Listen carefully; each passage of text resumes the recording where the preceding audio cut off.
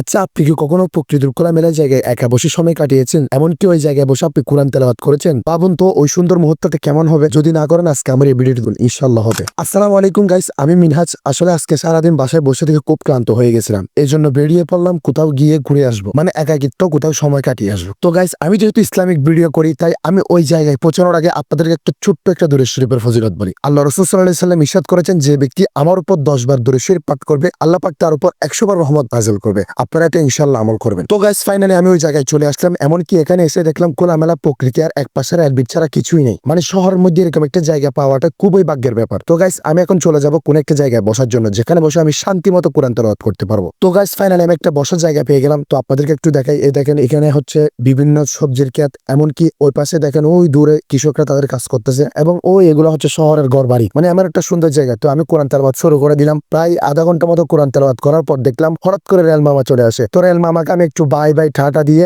আবারও কোরআন তেলাওয়াত শুরু করে দিলাম। তো গাইস, প্রায় অনেকক্ষণ কোরআন তেলাওয়াত করার পর এরপর আমি নাশিদ প্র্যাকটিস করলাম। নাশিদ প্র্যাকটিস করার পর এক পর্যায়ে দেখলাম সূর্য মামা চলে যাচ্ছে, মানে ডুবে যাচ্ছে আর কি। তো গাইস, আজকের ভিডিওটি এতটুকু। এখন আমার চলে যেতে হবে, কারণ আজান দিয়ে দিচ্ছে, নামাজ পড়তে হবে গিয়ে। তো ভিডিওটি কেমন লেগেছে অবশ্যই জানাবেন। এমনকি ভিডিওতে লাইক করে চ্যানেলটা সাবস্ক্রাইব করে দিবেন। আর যারা ফেসবুক থেকে দেখতেছেন ফলো করে দিবেন। তো দেখা হবে পরের ভিডিওতে। আসসালামু আলাইকুম।